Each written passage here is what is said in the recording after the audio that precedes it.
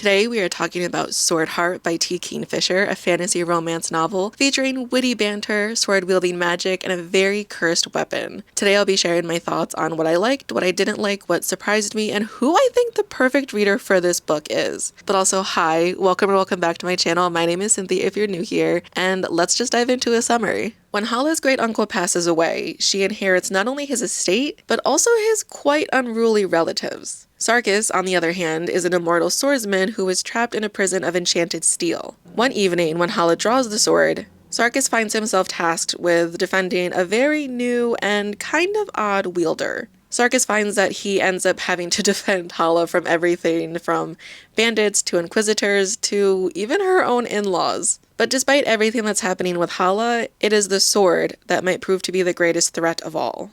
I took down some of the books and put it up here because I didn't want to hold it, but I feel like it's too far back now.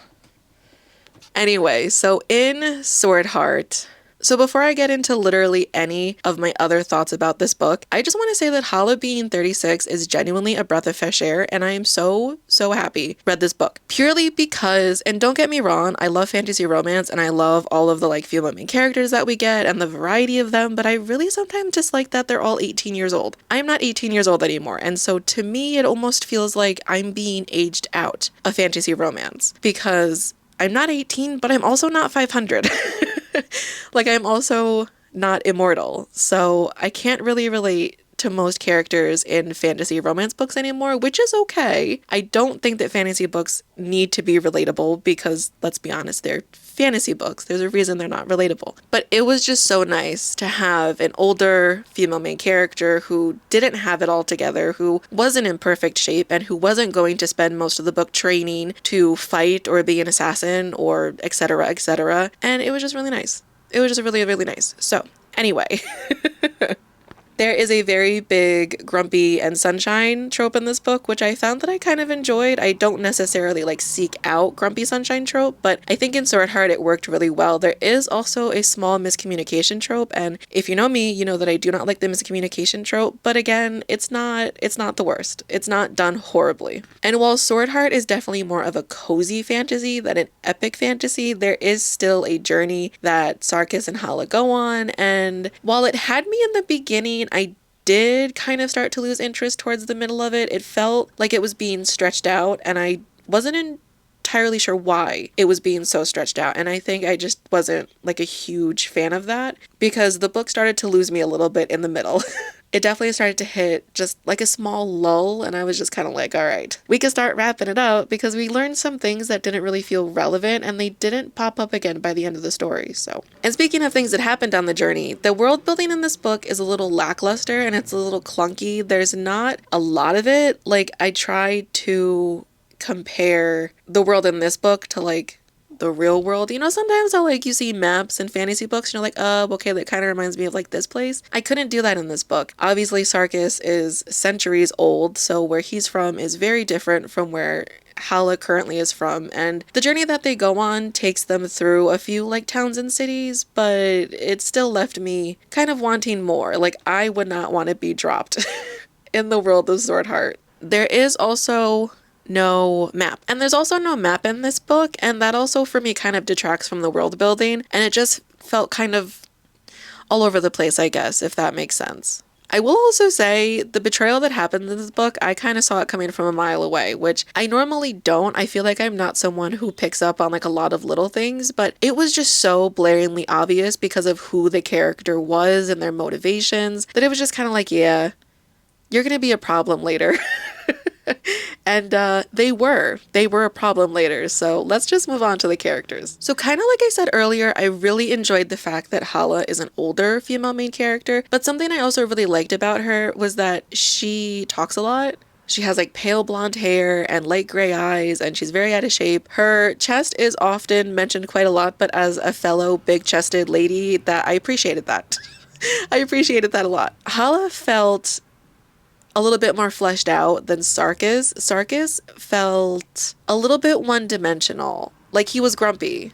That was kind of it. He was grumpy, and I don't want to delve too much into his past story to keep this spoiler free, but it doesn't really add much dimension to him. We never really find out like what he likes, what he was interested in, or really what his life was like before he went into the sword. We just kind of get the reason why he was put into the sword, and that's kind of it. And so for that reason, he just felt a little bit one-dimensional compared to Hala, who felt a little bit more fleshed out, but even Hala could have been a little bit more fleshed out, if I'm being honest. I did also like the dynamic between Hala and Sarkis. I think Sarkis's opinion of Hala took me a little bit by surprise. I didn't expect him to feel so fondly of her as early as he did. There's definitely no insta love. Like, neither of these two characters are like, oh my god, he's so hot. They do initially find each other like interesting, and I think it's so silly. I do honestly think that the initial attraction is more just like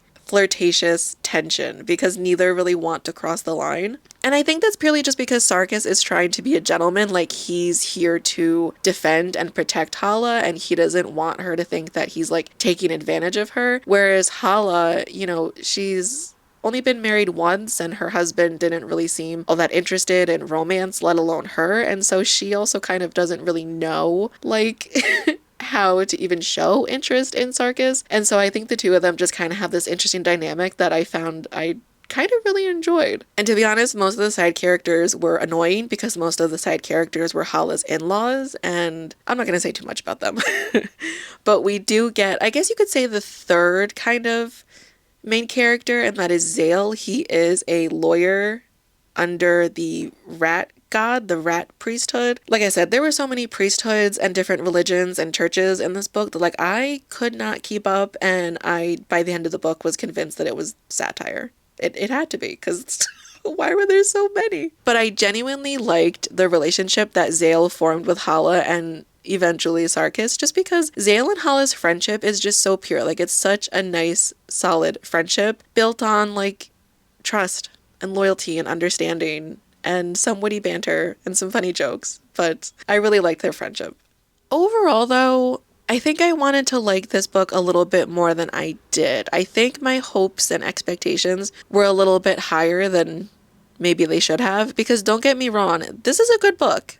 It is. It's a good book. I think if you like cozy fantasy, like if you like Emily Wilde's Encyclopedia of Fairies, I think you'll like this. I think you'll like Sarkis as much as you like Wendell. No, I haven't read it yet, but I've heard a ton online, so I feel like I am half qualified to make that statement. I do want to read Emily Wilde's Encyclopedia of Fairies, and this just kind of makes me feel like if you like this, read this kind of thing. You know what I mean? So if you liked Emily Wilde's Encyclopedia of Fairies, you'll probably like Swordheart. It's definitely a very low stakes, cozy fantasy, and this book has been on my TBR for so long. I also think that might have been part of the problem of why it felt like a letdown, even though it probably wasn't a letdown. It is a good book. It has its faults. It's not perfect by any means, but I did like the writing. I liked the characters. The ending was a little weird.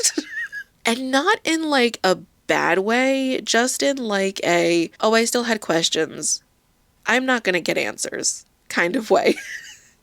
Which I guess could be taken as a bad way. But I genuinely think the best way to go into this book is to just start it.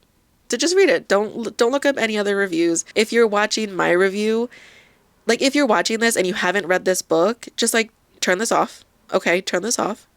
You've watched enough to satisfy my click-through rate, but turn this off, go pick it up, or borrow it from your library, and just read it. Because what you can expect from this book is a low-stakes, cozy fantasy full of interesting characters and quite a bit of sarcastic banter. Is it my favorite sarcastic banter? No. Nothing will ever beat the banter in the Legends of Thesmar series by Helen Schurer, but let me tell you, this came close, okay? No one can ever top Cal and Kip.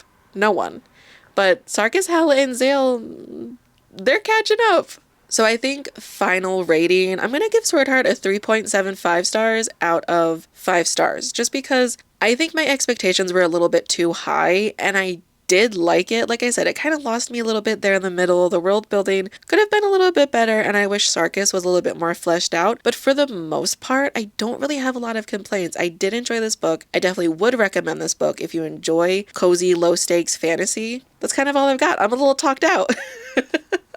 Also, my arm is a little tired, and I don't know why my arm is tired. Maybe I'm holding it weird, but if you haven't read this book and you like cozy fantasy, definitely give this book a try. If you have read this book, please let me know your thoughts in the comments because I feel like you either like this book or you don't. I haven't really seen any reviews that feel sort of in the middle. I feel like my review is sort of in the middle, but I haven't really seen too many others. So I would love to know your thoughts if you've read this book, as well as what else you are currently reading. And as always, thank you so much for watching, and I cannot wait to see you in the next one.